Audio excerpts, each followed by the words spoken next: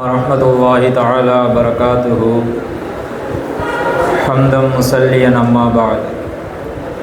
நபிகள் நாயகம் ஸல்லல்லாஹு அலைஹி வஸல்லம் அவர்கள் அழிவில்லாத வாழ்க்கையை பற்றி நமக்கு சொல்லி தந்திருக்கிறார்கள்.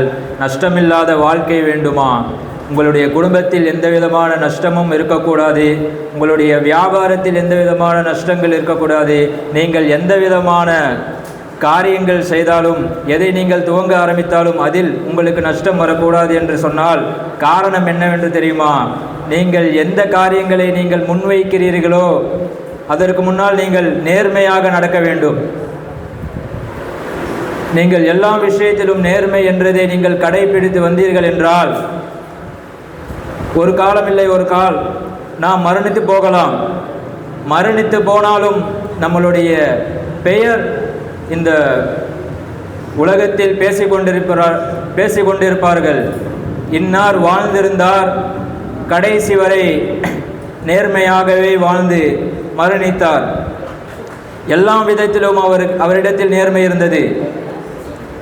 சாதாரணமாக ஒரு பேச்சில் நேர்மை இருந்தது, அவருடைய வியாபாரத்தில் நேர்மை இருந்தது, அவர் எந்த காரியங்கள் முன்வைத்து செய்கிறார்களோ அது எல்லாமே அவருக்கு நேர்மையாகத்தான் அமைந்தது. அதுவே ஒரு தீய மனிதன் இறந்து விட்டான் என்றால் அவனை பற்றி தீயதாகத்தான் பேசிக்கொண்டிருப்பார்கள். நபிகள் நாயகம் ஸல்லல்லாஹு அலைஹி வஸல்லம் அவர்களுக்கு நுபுவத் கொடுப்பதற்கு முன்னால் குறைஷியர்களுக்கு மத்தியில் வாழ்ந்து கொண்டிருந்தார்கள். அந்த குறைஷியர்கள் சொல்லுவார்கள், நபி ஸல்லல்லாஹு அலைஹி வஸல்லம் அவர்களை சாதிக் அமீன் என்று சொல்லி கொண்டுதான் இருப்பார்கள். ஒருபோதும் அவர்களை காதிப் என்று சொல்ல மாட்டார்கள் நபிகள் நாயகம் ஸல்லல்லாஹு அலைஹி வஸல்லம் அவர்களை. இத்தனைக்கும் அந்த குறைஷியர்களும் யார்? அவர்கள் ஒரு காஃபியர்கள். அவர்கள் சொல்லுகிறார்கள் நபிகள் நாயகம் ஸல்லல்லாஹு அலைஹி வஸல்லம் அவர்கள் ஒரு சாதிக் அமீன் என்று தான் சொல்லுவார்கள். அவர்களுடைய உள்ளத்திலும் காதிப் என்று அவர்கள் தோணாது. எந்த ஒரு நடைமுறையிலும் அவர்கள் உண்மையாக நேர்மையாகவே தான் அவர்கள் செயல்படுத்தினார்கள் பெருமானார் ஸல்லல்லாஹு அலைஹி வஸல்லம் அவர்கள். அத்தகைய நபி ஸல்லல்லாஹு அலைஹி வஸல்லம் அவர்களை பார்த்து அல்லாஹ் கூறியிருக்கிறான், உல் நாயகமே நீங்கள் சொல்லுங்கள்,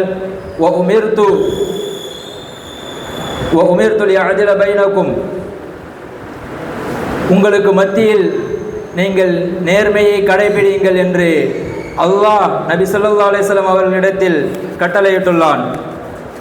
இன்னொரு விஷயத்தையும் அல்லாஹ் சொல்லுகிறான், ஃபஹ்கும் பைனஹும் பில் கிஸ்த், நாயகமே நீங்கள் அவர்களுக்கு மத்தியில் தீர்ப்பளித்தால் நேர்மையான முறையில் தீர்ப்பளியுங்கள். பெருமானார் ஸல்லல்லாஹு அலைஹி வஸல்லம் அவர்களுடைய காலத்தில் ஃபாத்திமா என்ற ஒரு பெரிய குலத்து பெண்மணி அவர்கள் திருடிவிட்டார்கள். அவர்களுடைய ஹத்து என்னவென்றால் இரு கைகளை வெட்ட வேண்டும் என்ற ஒரு ஹத்து. பெருமானார் ஸல்லல்லாஹு அலைஹி வஸல்லம் அவர்கள் தீர்ப்பு வழங்கினார்கள், அவர்கள் இரண்டு கையை வெட்ட வேண்டும் என்று.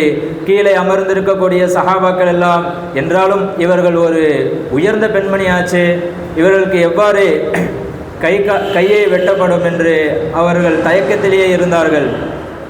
இப்போது நபி ஸல்லல்லாஹு அலைஹி வஸல்லம் அவர்களிடத்தில் இந்த விஷயத்தை சொல்லணுமே என்று ஆவலுடன் இருக்கும்போது நாம் எப்படி சொல்ல வேண்டும் என்று திகைத்து இருந்திருக்கும். அந்த சமயத்தில் உஸாமத் இப்னு ஸைத் ரலியல்லாஹு அன்ஹு அவர்கள் நபி ஸல்லல்லாஹு அலைஹி வஸல்லம் அவர்களின் பிள்ளையாக இருந்தார்கள்.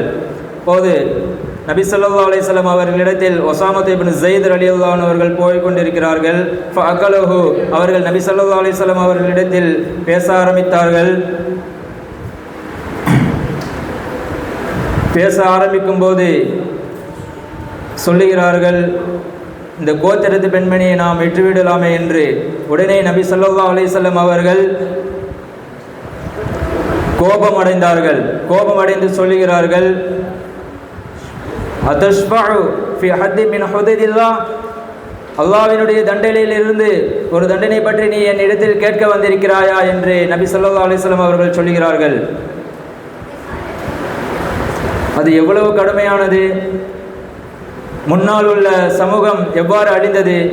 பெரிய கோத்திரத்திற்கு ஒரு சட்டம், ஆக ஒரு ஏழை எளிய ஒரு மக்கள் அவர்கள் திருடிவிட்டால் அவர்களுக்கு மட்டும் நீங்கள் ஹத்தை நிறைவேற்றுகிறீர்கள், ஆனால் அந்த பெரிய கோத்திரத்தை மட்டும் விடுகிறீர்களே, ஒருபோதும் விடமாட்டேன் என்று நபி ஸல்லல்லாஹு அலைஹி வஸல்லம் அவர்கள் கண்டித்து எச்சரித்துள்ளார்கள். நபி ஸல்லல்லாஹு அலைஹி வஸல்லம் அவர்கள் சொல்லுகிறார்கள், ஃபாத்திமா, என் மகள் ஃபாத்திமா திருடி இருந்தாலும் அவருடைய கையை வெட்டியிருப்பேன். இந்த கோத்திரத்து பெண்மணியெல்லாம் எம்மாத்திரம் என்று நபி ஸல்லல்லாஹு அலைஹி வஸல்லம் அவர்கள் சொல்கிறார்கள். அவர்களுடைய நேர்மையில் எவ்வாறு இருக்கிறது. ஆனால் இன்றைய காலத்தில்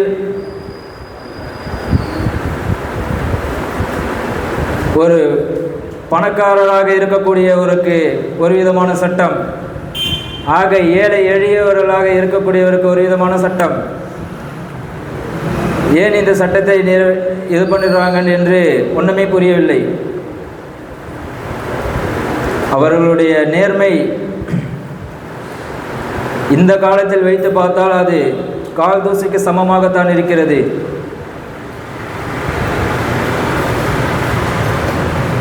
இங்கே மட்டும் அது பயணிக்கும் என்று இல்லை, மாறாக மறுமையிலும் அது பயணிக்கும். அல்லாஹ் குர்ஆனிலே சொல்கிறான், ஹாதா யௌமு யன்ஃபஉ ஸாதிகீன ஸிதுகுஹும், நீங்கள் இந்த உலகத்தில் மட்டும் நேர்மையாக வாழ்ந்து மரணித்தீர்கள் என்றால் நாளை மறுமையிலும் அல்லாஹ் கேட்பான். இன்றைய நாள் உண்மையாளர்களுக்கு உண்மையை பயனளிக்கும் நாளாக இருக்கிறது என்று மறுமை நாளில் அல்லாஹ் பேசுகிறான். இதுபோன்று பல்வேறு விதமானவர்கள் உண்மையாக இருந்தார்கள். அபூ ஹனீஃபா ரஹிமஹுல்லாஹ் அவர்கள் இந்த கிதாபை கோர்வை செய்வதற்கு முன்னால் அவர்கள் ஒரு பட்டு துணிக்கடை வைத்து கொண்டிருந்தார்கள். அந்த துணிக்கடையில் உள்ள பணியாளர்களிடம் சொல்லுகிறார்கள், இந்த துணியில் நல்ல துணியும் இருக்கிறது, மட்டமான துணிகளும் இருக்கிறது. நீங்கள் நல்ல துணியை மட்டும் விற்றுவிட்டு மட்டமான துணியை ஒதுக்கிவிடுங்கள் என்று அந்த பணியாளர்களிடத்தில் கட்டளையிடும்போது அந்த பணியாளர்களும் இரண்டு துணியையும் சேர்த்து விற்று கொண்டிருக்கிறார்கள். சேர்த்து விற்கும்போது இது அபூ ஹனீஃபா ரஹிமஹுல்லாஹ் அவருடைய காதில் விழுகிறது. அன்றைய தினத்தில் இந்த வியாபாரத்தில் வந்த பணத்தையெல்லாம் சதக்கா செய்து விட்டார்கள். அவர்களுடைய நேர்மை இவ்வாறு இருந்தது. ஆனால் இன்றைய காலத்தில் மட்டமான துணியோ நல்ல துணியோ எல்லாத்தையும் சேர்ந்து விற்று கொண்டிருக்கிறார்கள். இந்த துணியில் உண்டான குறைகளை அவர்கள் சொல்லுவதில்லை. இந்த துணியா நல்ல துணியாக இருக்கும், இதை வாங்கிக் கொள்ளுங்கள், இந்த விலையில் இந்த துணியை நாங்கள் தருகிறோம், வாங்கிக் கொள்ளுங்கள். ஆனால் அது ஒரு மட்டமான துணிதான். ஆனால் அவருக்கு அது விளங்குவதில்லை.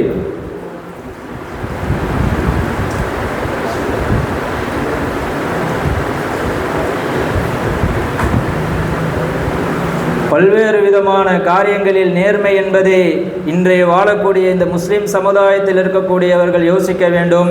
நேர்மையோடு வாழ்கிறோமா என்று நாம் சற்று சிந்தித்துதான் பார்க்க வேண்டும். நேர்மை என்பது எல்லாமே அழிந்துவிட்டது. நேர்மை யாரிடமும் சரியாக இருப்பதில்லை.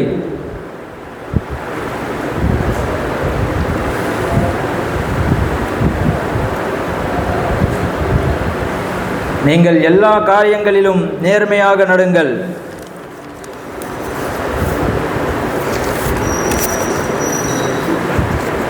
வாழ்க்கையில் எல்லாம் சந்தர்ப்பங்களிலிருந்தும் வியாபாரங்களிலிருந்து குடும்ப வாழ்க்கை வரை நீங்கள் நேர்மையாக இருந்தீர்கள் என்றால், நேர்மையாக இருந்து நீங்கள் உண்மையாளர்களாக வாழ்ந்து உண்மையாக மரணித்தீர்கள் என்று சொன்னால், நாளையில் அல்லாஹ் நல்லவர்களின் பங்கில் சேர்த்து கொள்வான். யஹ்தி இலல் பிர், நீங்கள் துவங்கும் அனைத்தும் நல்லதாக இருக்க வேண்டுமென்றால் நேர்மையாக நடுங்கள். உங்கள் கல்பு எப்படி இருக்க வேண்டுமோ அதே போன்று உங்கள் முகம் இருக்கட்டும். உங்களுடைய முகம் எவ்வாறு இருக்க வேண்டுமோ அதே போன்று உங்களுடைய கல்பு இருக்கட்டும். நாம் இன்றைய காலத்தில் நாம் வாழக்கூடிய வாழ்க்கையில் நேர்மையாக வாழ்ந்து மரணிக்கக்கூடிய பாக்கியத்தை வல்ல ரஹ்மான் உங்களுக்கும் எனக்கும் தந்தருள் புரிவானாக. வாஹிரு தாவானா அல்ஹம்துலில்லாஹி ரப்பில் ஆலமீன்.